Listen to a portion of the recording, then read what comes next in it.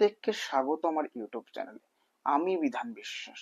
আজ আমরা সংবিধানের মৌলিক অধিকার বা ফান্ডামেন্টাল রাইটের বিষয়ে কথা বলবো।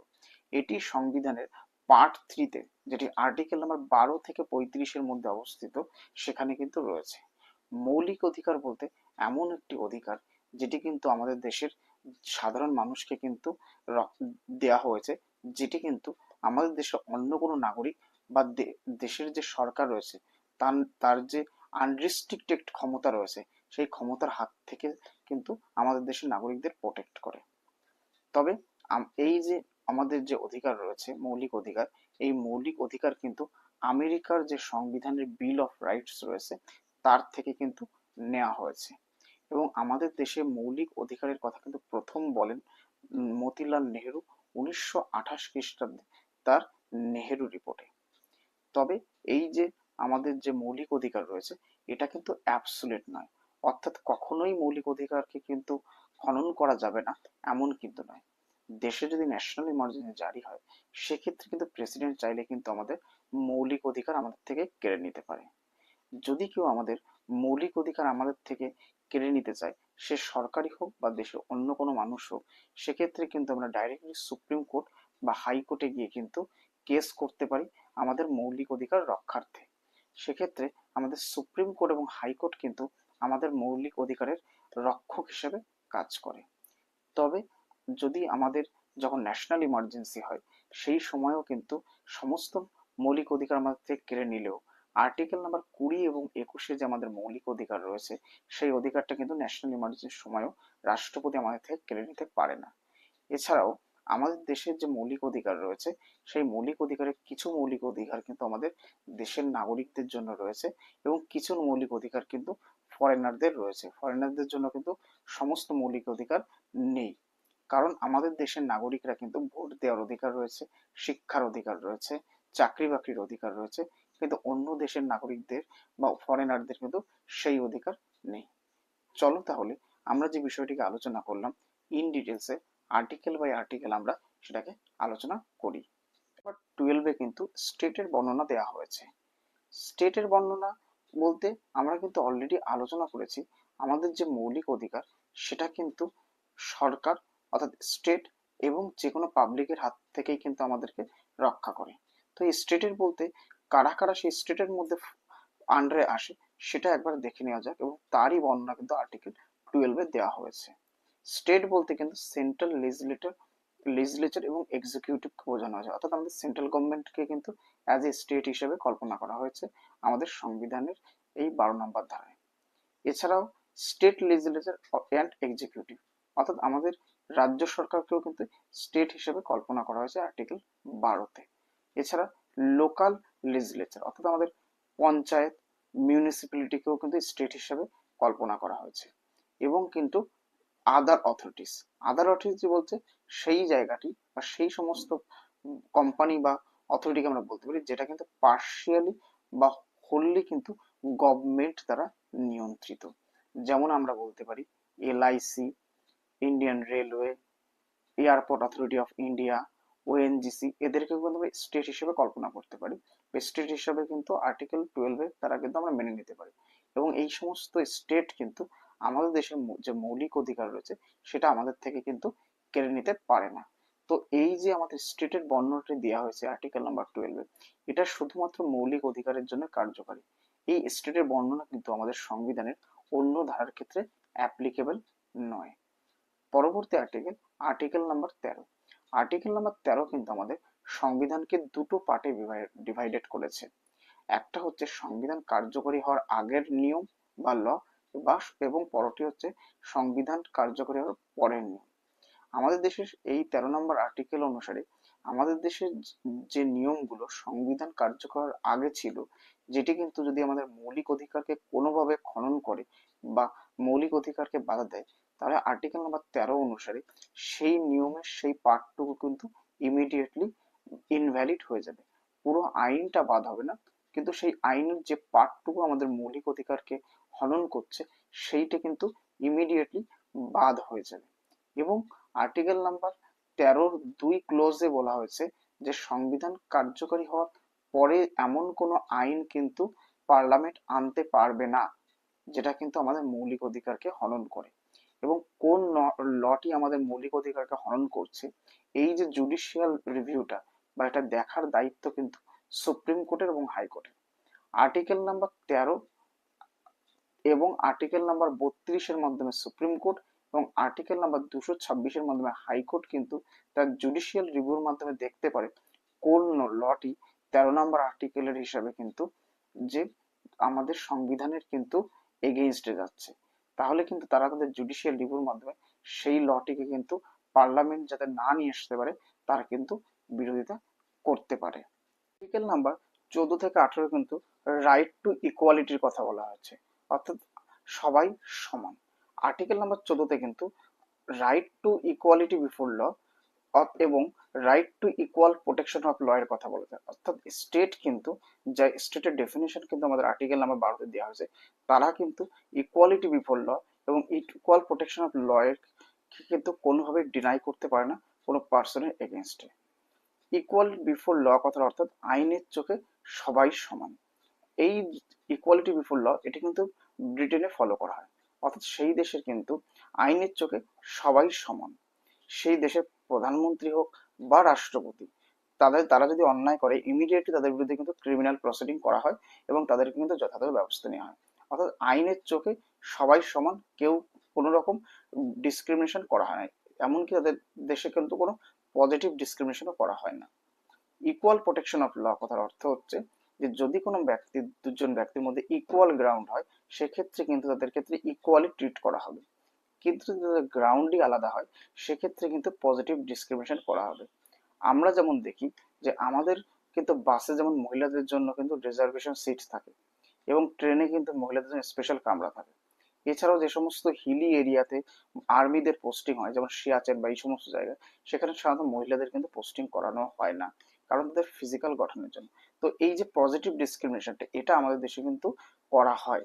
এই জন্য আমাদের দেশে কিন্তু ইকুয়াল ইকুয়াল বিফোর ল এবং ইকুয়াল প্রোটেকশন ল দুটোকেই ফলো করা হয় আমাদের সংবিধানে। তবে ইকুয়াল প্রোটেকশন লকে কিন্তু বেশি প্রাধান্য দেওয়া হয় আমাদের সংবিধানে।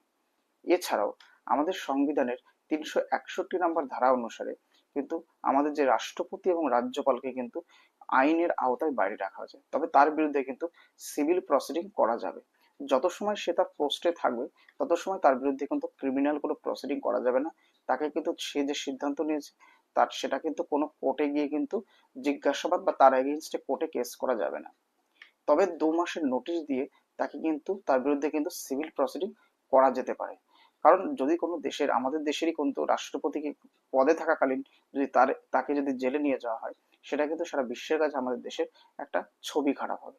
সেই জন্য কিন্তু 361 নম্বর ধারায় কিন্তু তাদেরকে কিন্তু এই রক্ষা কবচটি দেওয়া হয়েছে। এছাড়াও 105 নম্বর আর্টিকেলে আমাদের দেশের যে সমস্ত এমপিরা রয়েছে, পার্লামেন্টে তারা যে কোনো কাউকে ভোট দিতে পারে বা পার্লামেন্টে যে কোনো বিষয়ে ডিবেট করতে পারে, এবং সেটা নিয়ে কিন্তু আমাদের কোনো কোর্টে কিন্তু তার বিরুদ্ধে প্রসিডিং করা যাবে না। এবং 105 নম্বর ধারা অনুসারে কিন্তু যে এমএলএ রয়েছে আমাদের, তারা কিন্তু স্টেট লেজিসলেচার মধ্যে যে কোনো কাউকে ভোট দিতে পারে এবং তারা যে কোনো বিষয় নিয়ে ডিবেট করতে পারে। সেটা নিয়ে কিন্তু কোর্টে গিয়ে কিন্তু তার এগেইনস্টে কেস করা যাবে না। তাদের এই সুটগুলো দেওয়া হয়েছে, না হলে দেশের অগ্রগতি কিন্তু সম্ভব নয়। তো এইভাবে, এছাড়াও আমরা বলতে পারি যে সমস্ত দূত অর্থাৎ বিদেশিরা আমাদের দেশে আসে বৈদেশিক সম্পর্ক মজবুত করার ক্ষেত্রে, তাদের কথাবার্তাকেও কিন্তু কোনো কোর্টে গিয়ে কেস করা যাবে না। তাদেরকে আমরা কিন্তু প্রত্যাবর্তন করে তাদের দেশে ফিরিয়ে দিতে পারি, কিন্তু তাদের বিরুদ্ধে কিন্তু আমরা কোনো ক্রিমিনাল কেস দায়ের করতে পারি না। তো আমাদের দেশের এই জন্যই যে ইকুয়ালিটি বিফোর ল এবং ইকুয়াল প্রোটেকশন ল দুটোকে ফলো করলেও ইকুয়াল প্রোটেকশন লকে কিন্তু বেশি প্রাধান্য দেওয়া হয় এবং পজিটিভ ডিসক্রিমিনেশন করা হয়। যেমন ধরো আমরা বলতে পারি যে আমাদের যে রিজার্ভেশন বা সংরক্ষণ রয়েছে, সেখানে এই সংরক্ষণটা কিন্তু সমাজকে কিন্তু সমানতায় নিয়ে যাওয়ার জন্য করা হয়েছে। অর্থাৎ যে আগে এগিয়ে গেছে তাকে কিন্তু সংরক্ষণ বাধা দেয় না, বরং যে পিছিয়ে গেছে তাকে একটু পুশ ব্যাক করে এগিয়ে নিয়ে যাওয়া হয়, যাতে সমাজের সমানতা বজায় থাকে। এটাই কিন্তু আর্টিকেল 14-তে বর্ণনা করা হয়েছে। আর্টিকেল নাম্বার 15 কিন্তু এটা বর্ণনা রয়েছে যে স্টেট কিন্তু 5টি গ্রাউন্ডে, অর্থাৎ ধর্ম, জাত, জাতি, লিঙ্গ এবং কিন্তু জন্মস্থানের ভিত্তিতে কোনো ভারতীয় নাগরিকের সঙ্গে কিন্তু কোনো পার্থক্য বা ডিসক্রিমিনেট করতে পারবে না। তাদেরকে শপিং মল, রেস্টুরেন্ট, পাবলিক প্লেসে যাওয়া থেকে বিরত করতে পারবে না। তাদের কিন্তু সবাইকেই এই 5টি গ্রাউন্ডে সমানভাবে দেখতে হবে সরকারকে, অর্থাৎ স্টেটের যে ডেফিনেশন আর্টিকেল নাম্বার 12 তাদেরকে কিন্তু এই নিয়মটিকে ফলো করতে হবে। তবে এই 5টি গ্রাউন্ড বাদ দিয়ে অন্য ক্ষেত্রে কিন্তু চাইলেই কিন্তু স্টেট কিন্তু ডিসক্রিমিনেট করতেই পারে। তবে মহিলা এবং শিশুদের জন্য কিন্তু সরকার যদি কোনো স্পেশাল প্রভিশন নিয়ে আসে, সেটা কিন্তু কোনো রকম ডিসক্রিমিনেট হবে না এই আর্টিকেল নাম্বার 15 এগেইনস্টে। যেমন মহিলাদের জন্য রিজার্ভেশন সিট, শিশুদের জন্য ফ্রি এডুকেশন, এটা কিন্তু কোনোভাবেই ডিসক্রিমিনেট নয়। এছাড়াও ইকোনমিক্যালি এবং সোসাইটি যারা উইকার সেকশন, তাদের জন্য এডুকেশনাল ইনস্টিটিউশন বা তাদের আপলিফমেন্টের জন্য বা তাদের জন্য এডুকেশন ইনস্টিটিউশনে অ্যাডমিশন ফি মুকুব করে দেওয়া বা কোনো স্পেশাল ছাড় দেওয়া, সেগুলো কিন্তু কখনোই এর মধ্যে 15 এগেইনস্টে হবে না। আমরা যেমন বলতে পারি যখন সিজিএল এর এক্সামের ফর্ম ফিল আপ করি, তখন কিন্তু মহিলাদের কিন্তু ফি থেকে মুকুব করা হয় এবং এসসি এসটিদেরও কিন্তু মুকুব করা হয়। তো এক্ষেত্রে কিন্তু মহিলারা যে জাতিরই হোক বা যে কাস্টেরই হোক না কেন, তাদের কিন্তু স্পেশাল প্রভিশনের মাধ্যমে পুরো মহিলাদেরই কিন্তু এই ফি থেকে মুক্ত করা হয়, যার ফলে এই ছাড়টি কিন্তু মহিলাদের দেওয়া হয়। এবং এটা কিন্তু কোনোভাবে ডিসক্রিমিনেশন নয়, এটা কিন্তু আর্টিকেলে 15-তে রয়েছে। আর্টিকেল 16 হচ্ছে যে সরকার বা স্টেট কিন্তু 6টি গ্রাউন্ডে, অর্থাৎ ধর্ম, জাতি, জাত, লিঙ্গ, জন্মস্থান এবং বংশের ভিত্তিতে কোনো পাবলিক জব অর্থাৎ সরকারি জবের ক্ষেত্রে কিন্তু কোনোভাবেই ডিসক্রিমিনেশন করতে পারবে না। অর্থাৎ মহিলাদের, যেমন উদাহরণ বলতে মহিলাদের জবের ক্ষেত্রে কম বেতন বা বেশি বেতন, পুরুষদের বেশি, এমন ধরনের ডিসক্রিমিনেশন কিন্তু কোনোভাবে করতে পারবে না। সবাইকে সমান অধিকার দিতে হবে। তবে কিছু এক্সেপশনাল রুলও রয়েছে, যেমন কিছু জব কিন্তু কিছু বিশেষ জায়গার ভিত্তিতেই হয়, সেক্ষেত্রে কিন্তু সেই পার্টিকুলার জায়গার মানুষই কিন্তু সেই ধরনের জবগুলো পেয়ে থাকে। উদাহরণস্বরূপ বলতে পারি, আমাদের ওয়েস্ট বেঙ্গল আইসিডিএস এর অঙ্গনারী এক্সামের যখন আমরা ফর্ম ফিল আপ করি, তখন কিন্তু আমাদের পার্মানেন্ট অ্যাড্রেস বা কারেন্ট অ্যাড্রেস চেয়ে থাকে, কারণ জবটি কিন্তু তার বাড়ির কাছাকাছি পোস্টিং হওয়ার সম্ভাবনা থাকে বা কাছের মানুষকে নিয়ে থাকে। এছাড়াও আমরা কিন্তু বলতে পারি যে যে সমস্ত এসসি এসটিরা রয়েছে, তাদের কিন্তু তারা জবে যাওয়ার পরে কিন্তু তাদের যে প্রমোশন হয়, সেই প্রমোশনেও কিন্তু তারা রিজার্ভেশনের বেনিফিট পেয়ে থাকে এবং এই বেনিফিটটাও কিন্তু জবের ক্ষেত্রে বা আর্টিকেল 16 এগেইনস্টে নয়। এবং তাদের আমরা প্রত্যেকেই জানি যে রিজার্ভেশন কিন্তু 50%, এবং কোনো কোনো সময় এসসি এসটিদের যদি ভ্যাকান্সি এই বছর ফিল আপ না হয়, পরের বছর যদি সেই ব্যাকলগ ভ্যাকান্সি নেওয়া হয় এবং রিজার্ভেশন যার ফলে যদি 50%-এর অধিকও যায়, সেটাও কিন্তু আমাদের এই রুলের কিন্তু এগেইনস্টে নয়। এছাড়াও কোনো ধর্মীয় প্রতিষ্ঠান, যেমন ধরো কোনো ধর্মীয়, হিন্দুদের কোনো ধর্মীয় প্রতিষ্ঠান, সেই সমস্ত পার্টিকুলার জায়গায় যদি কোনো জব ভ্যাকান্সি বের হয়, সেক্ষেত্রে কিন্তু সরকার চাইলেই বা স্টেট চাইলে কিন্তু সেই পার্টিকুলার ধর্মের মানুষকে সেখানে কিন্তু জব দিতে পারে, এবং এটাও কিন্তু ধর্মের এগেনস্টে কোনো ডিসক্রিমিনেশন নয়। এটা কিন্তু অলরেডি 16-তে বলা হয়েছে। আর্টিকেল নাম্বার 17 কিন্তু আমাদের বহু বছর আগে থেকে যে অস্পৃশ্যতা প্রথা আমাদের দেশে একটা খারাপ প্রথা চলে আসছিল, অর্থাৎ এক জাতের মানুষ অন্য জাতের মানুষকে টাচ করলেই বা ছোঁয়াছুত করলেই সে অস্পৃশ্য হয়ে যেত বা অপবিত্র হয়ে যেত, সেটাকে কিন্তু অবলিশ করা হয়েছে। এবং এছাড়াও এই এবং এখানে কিন্তু এই আর্টিকেল নাম্বার 17-তে কিন্তু সম্পূর্ণভাবে এই অস্পৃশ্যতাকে শেষ করে দেওয়া হয়েছে। অর্থাৎ আমাদের দেশে কিন্তু বর্তমানে কোনো অস্পৃশ্যতা, অর্থাৎ একজন মানুষ আরেকজনকে ছুলে যে সে অপবিত্র হয়ে যাবে, সেই প্র্যাকটিস কিন্তু সম্পূর্ণভাবে অবলিশ করে দেওয়া হয়েছে আর্টিকেল নাম্বার 17 দ্বারা। এছাড়াও আর্টিকেল নাম্বার 17 কিন্তু পার্লামেন্টকে ক্ষমতা দিয়েছে যে এই বিষয়ে শক্ত আইন প্রণয়ন করার জন্য, এবং পার্লামেন্ট যার জন্য 1955 খ্রিস্টাব্দে এবং 1987 খ্রিস্টাব্দে এর উপর আইন নিয়ে আসে, এবং বর্তমানে ভারতবর্ষে কিন্তু ছোঁয়াছুত একটি পানিশেবল অফেন্স। তবে কোনটি অস্পৃশ্যতা কোনটি অস্পৃশ্যতা নয়, এর ডেফিনেশন কিন্তু আমাদের সংবিধানে দেওয়া হয়নি। এটি কিন্তু বিচার করার দায়িত্ব দিয়ে দেওয়া হয়েছে হাইকোর্ট এবং সুপ্রিম কোর্টের উপর। হাইকোর্ট অথবা সুপ্রিম কোর্ট এটাকে বিচার করবে কোনটি অস্পৃশ্যতাজনিত অপরাধ, কোনটি অস্পৃশ্যজনিত নয়। তবে কারুর যদি ছোঁয়াচে জনিত বা টাচ জনিত কোনো রোগ ব্যাধি থেকে থাকে, যেটি ছুলে আর একজন মানুষের মধ্যে প্রভাব বিস্তার করে, সেক্ষেত্রে মানুষ যদি তার থেকে বিরত থাকে, সেটা কিন্তু আনটাচেবিলিটি নয়। এটা কিন্তু ক্লিয়ারলি আমাদের আর্টিকেল নাম্বার 17-তে বলা হয়েছে।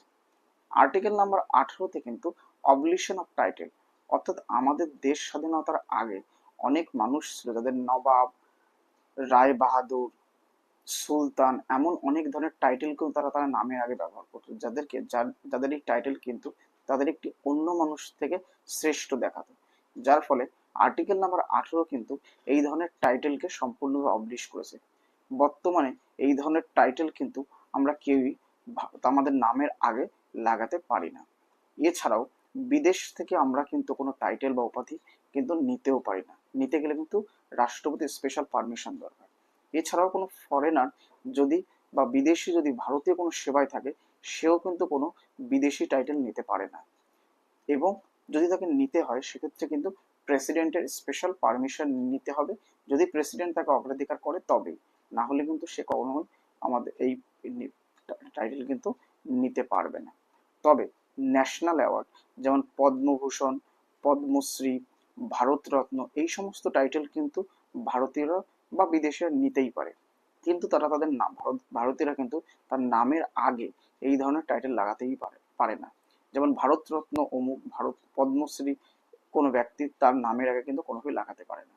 তবে এডুকেশনাল বা র্যাঙ্ক, অর্থাৎ যেমন কোনো ডক্টর যদি তার নামের আগে ডক্টর, প্রফেসর তার নামের আগে কিন্তু প্রফেসর লাগাতেই পারে, বা কোনো র্যাঙ্কিং বলতে কোনো মেজর জেনারেল বা ব্রিগেডিয়ার তার নামের আগে কিন্তু এটাকে লাগাতে পারে। অর্থাৎ এডুকেশনাল বা র্যাঙ্ক যে পদবিগুলো আছে, সেগুলো কিন্তু কোনো মানুষ তার নামের আগে লাগাতে পারে, কিন্তু ন্যাশনাল অ্যাওয়ার্ডের যে পদবিগুলো, সেগুলো কিন্তু মানুষ তার নামের আগে লাগাতে পারে না।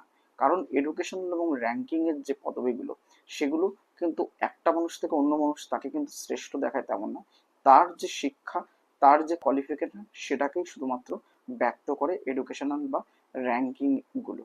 তো এইভাবে আমরা কিন্তু সংবিধানের 12 থেকে 18 নম্বর আর্টিকেল পর্যন্ত আলোচনা করলাম, এবং তার মধ্যে 14 থেকে কিন্তু 18 নম্বর আর্টিকেল পর্যন্ত কিন্তু সমানতার কথা বলা হয়েছে। একবার আমরা কুইক রিভিশনের মাধ্যমে দেখে নিই। আর্টিকেল নাম্বার 14, যেটি কিন্তু আইনের চোখে সবাই সমান, সেটা বলা হয়েছে। আর্টিকেল নাম্বার 15, সমাজে আমরা প্রত্যেকেই সমান, অর্থাৎ জাতি, ধর্ম, সেক্স, কাস্টের ভিত্তিতে কেউ আলাদা নয়, সেটার কথা বলেছে।